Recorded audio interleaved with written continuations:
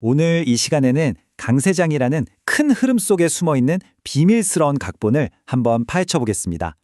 금융시장의 복잡한 소음 속에서 명확한 신호를 찾아내는 거죠. 자, 한번 시작해 볼까요? 대부분 강세장이라고 하면 그냥 쭉 편안하게 오르기만 하는 그림을 떠올리시죠? 그런데 말입니다. 데이터는 전혀 다른 이야기를 하고 있어요. 2배. 이게 무슨 말이냐면요. 장기적으로 상승하는 강세장이 오히려 조용하거나 하락하는 시장보다 2배나 더 자주, 그것도 아주 날카롭고 깊은 조정을 겪는다는 뜻입니다. 이게 바로 역설이죠. 왜 가장 좋은 시기가 이토록 심하게 흔들리는 걸까요? 그리고 우리는 이 리듬을 어떻게 이해하고 활용할 수 있을까요? 이게 바로 오늘 우리가 풀어볼 문제입니다. 그럼 첫 번째 섹션부터 한번 보시죠. 시장이 왜 오르는지에 대한 진짜 이유를 찾으려면요. 우리가 흔히들 믿고 있는 몇 가지 잘못된 통념부터 좀 걷어내고 가야 합니다. 흔히들 환율이 오르면, 그러니까 우리나라 돈 가치가 떨어지면 수출 기업에 좋으니까 주식시장 전체에도 좋다고 생각하잖아요? 근데 데이터를 까보면 꼭 그렇지만은 않다는 거죠. 통화 가치의 진짜 척도는 환율 그 자체가 아니라 인플레이션입니다. 이건 뭐 가장 논리적인 답변처럼 들리죠. 당연히 회사가 돈을 잘 벌면 주식 가치도 올라야 하는 거 아니겠어요?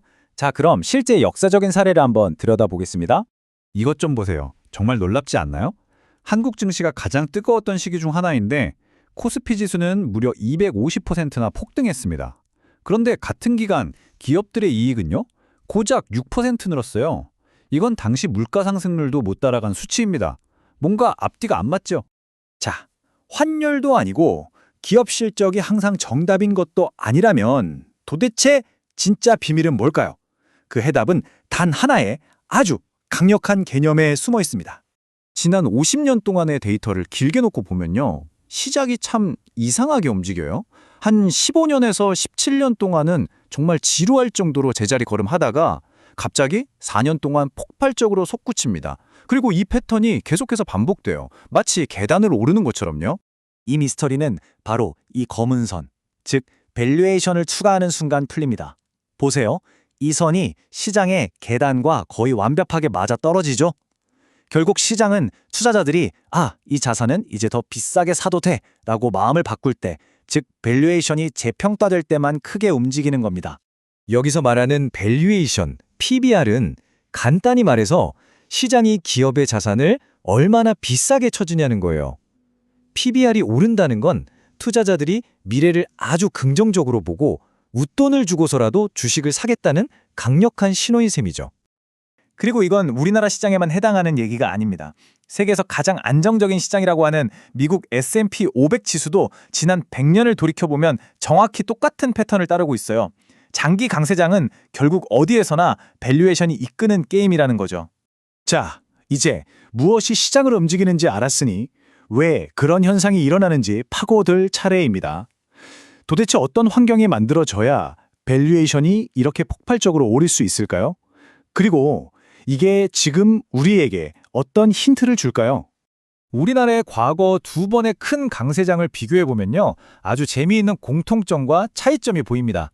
둘 다 미국 달러가 약세일 때 찾아왔다는 공통점이 있는데 성과는 하늘과 땅 차이였어요. 그 결정적인 차이를 만든 변수가 바로 유가였습니다. 왜 그랬을까요? 고유가 시대였던 브릭스 랠리 때는 브라질처럼 기름이나 원자재를 파는 나라들은 말 그대로 대박이 났죠. 주가가 1200%나 올랐으니까요. 반면에 우리나라처럼 원자재를 대부분 수입해야 하는 나라들은 비용 부담 때문에 상대적으로 덜 오른 겁니다. 바로 이 지점이 현재 상황을 정말 흥미롭게 만듭니다. 지금이 바로 약달러의 저유가 환경이거든요. 이건 과거에 엄청난 상승을 이끌었던 3조 호황 시대를 떠올리게 하죠. 원자재 수입 경제에는 정말 강력한 순풍이 불고 있다는 뜻입니다. 자, 그럼 이제 이 모든 걸 종합해서 실전 전략을 한번 짜볼까요? 시장이 어떤 각본대로 움직이는지를 알면 우리도 그에 맞춰서 훨씬 더 현명하게 대응할 수 있습니다. 맨 처음 했던 얘기 기억나세요?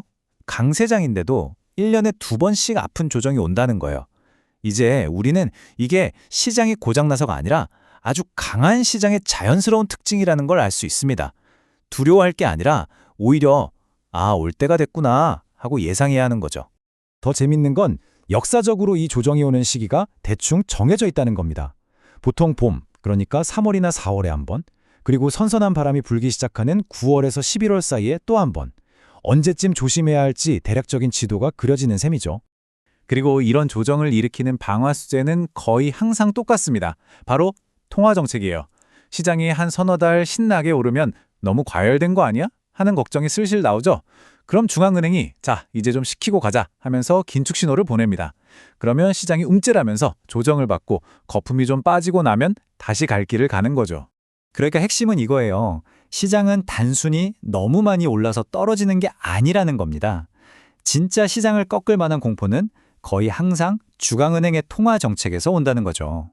하루하루 뉴스에 흔들릴 게 아니라 중앙은행이 어떤 생각을 하고 어떤 신호를 보내는지를 봐야 한다는 겁니다.